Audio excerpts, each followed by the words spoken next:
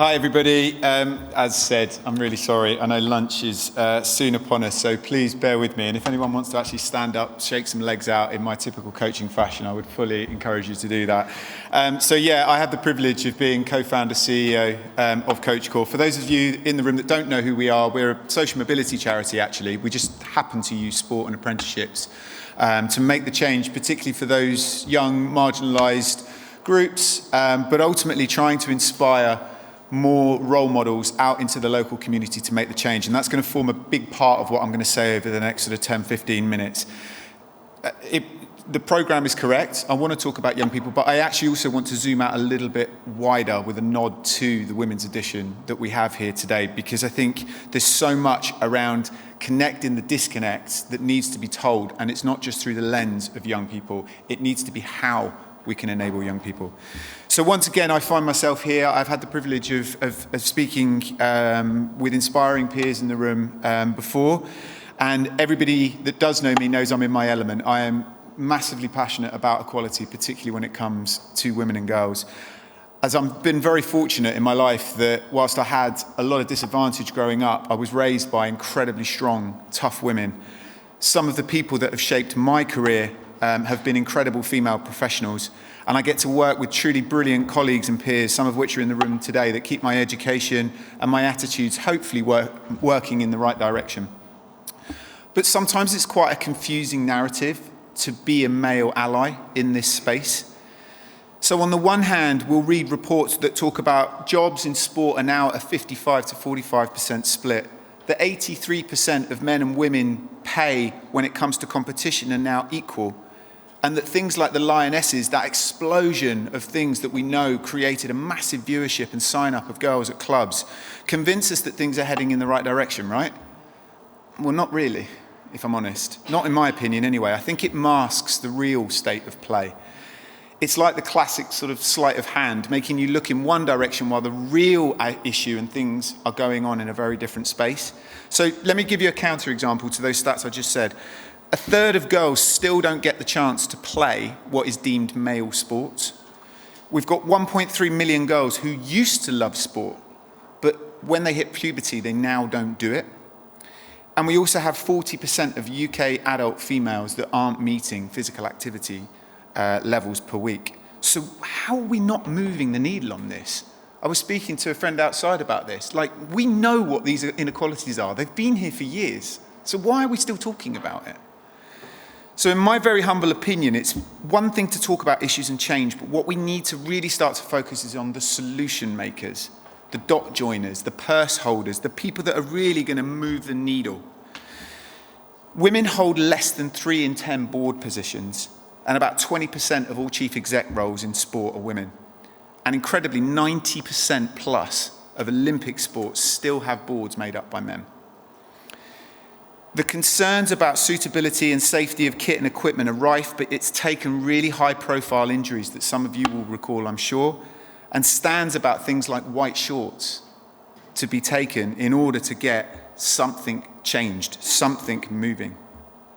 We then throw into the mix that of all these incredible females that are bucking the trend, are finding their way through the net, if you then throw in ethnicity, disability, a number of other reasons that make them into a marginalised group, the economic hardships that they have to overcome to be in that position, those solution makers and needle movers go down and down and down even further.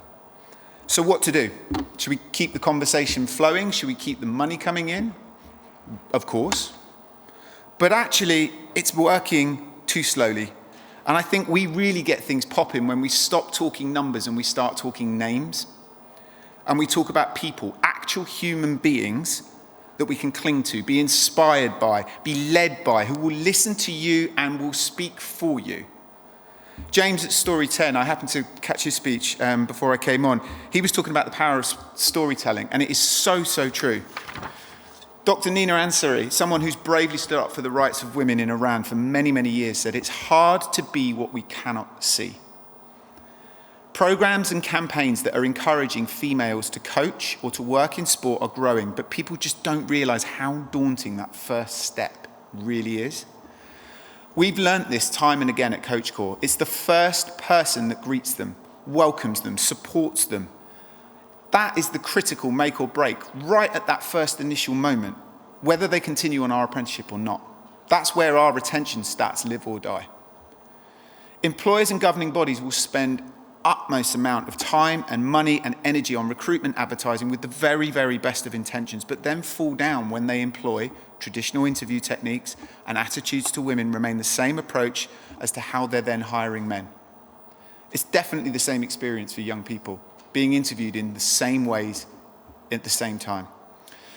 So this doesn't always mean put a woman in there, they'll know what questions to ask. It doesn't work like that.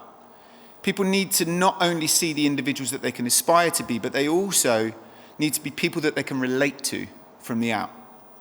So whilst a person from a similar background is the first face we see, that would be the ideal. But we know that that's not always possible. And that's where well-trained, experienced, on-the-bus allies will be able to support with this. At Coach Core, we're being increasingly asked by organisations way, way bigger than us, how do we recruit and retain this new diverse talent with a very different generation of young people coming through? This is something we're obviously incredibly proud to support. And yet, so much of the guidance that we're passing on, guess what? It comes directly from young people. It's about them telling us what they want to see, how they want to change things, and how they want us to better ourselves. How can we possibly represent and champion them on their behalf if they aren't the ones telling us what they want us to do in the first place? Sometimes you need to start at the ground up and you need to play that long game. You need the lasting ripple effects to really make true change. So instead of just searching for individuals that aren't there, or maybe just placing people into roles to tick box, we need to start investing in true systemic change to move the needle. So for example, we've got more girls playing sport now. Amazing, great. So what's the next step? Well, how about, shock of all shocks, we start to talk to them about what an incredible career pathway sport offers. It's not just about running around in tracksuits with whistles.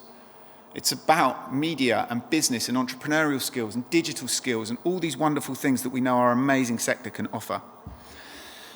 We've got to start talking to them about the different recruitment ways that they want to be hired. I had a conversation with a lovely lady from Lloyds Bank a little while ago when I spoke at a HR conference, who said to me that she'd really tried, she'd really given this, young people of this generation a chance, but they don't take it seriously. So I asked her what she meant. And she said to me, well, I'll give you an example.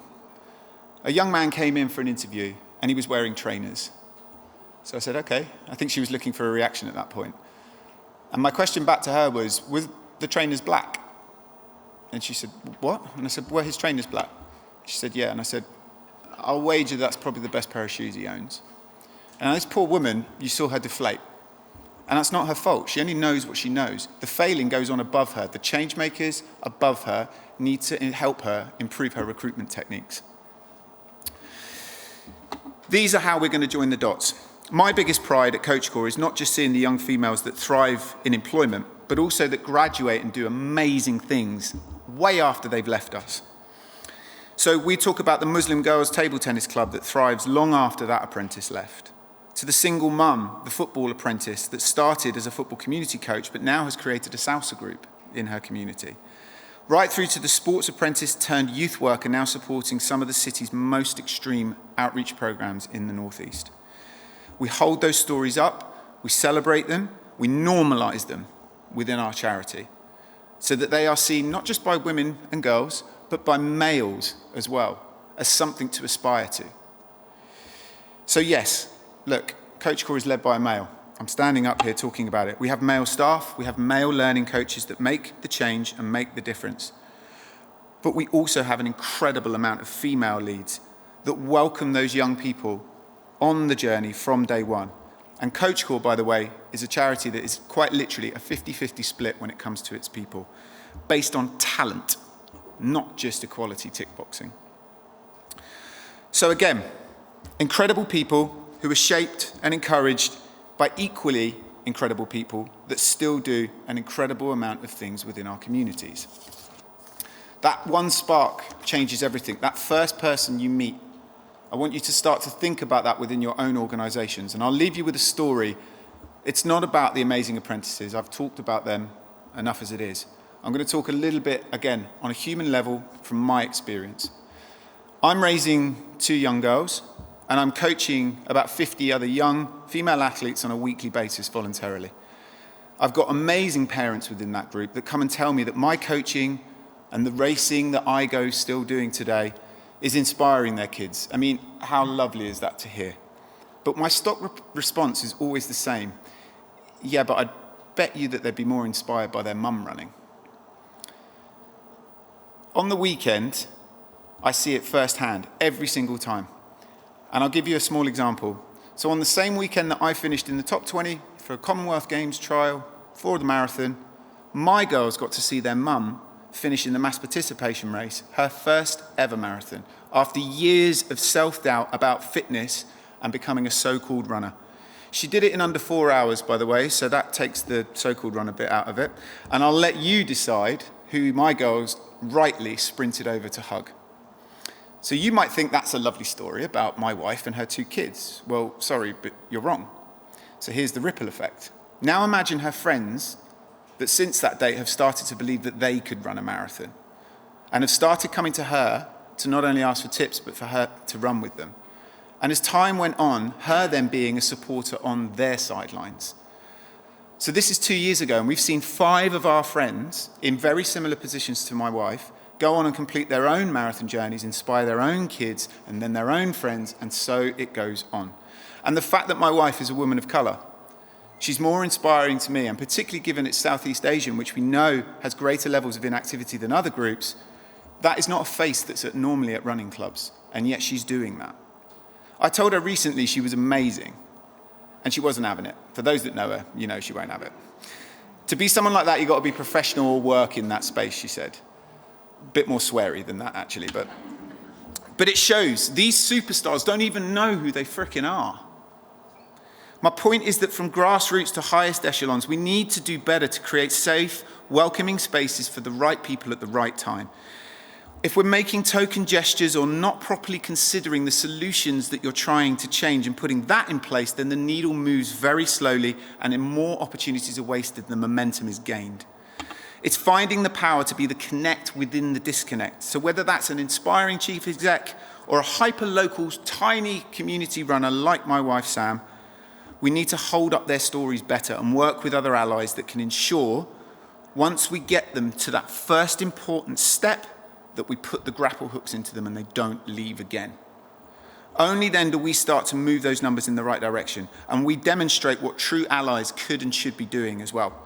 You'll have seen, hopefully, a lot of lovely images behind me, which are all real people. We have numbers, but we have names. Individual stories, individual incredible things that have been going on under the umbrella of Coach Core. Most of these are young, inspiring role models, showing the next generation the ripple effect that they're creating. Can't, won't, shouldn't does not exist when it comes to changing your life. So, thank you to everyone here in the room for playing your part, either being that direct inspiration or being that ally. But let me ask you, have you told your Sammy what a legend they are recently? You may not think you need to, but I guarantee if they're like her, they will not know the impact that they're having or could have. So that ripple effect then never starts. So please, if you do one thing today, find that one person to go and tell that they're a legend and watch some amazing stuff happen. Thanks for listening. Enjoy lunch.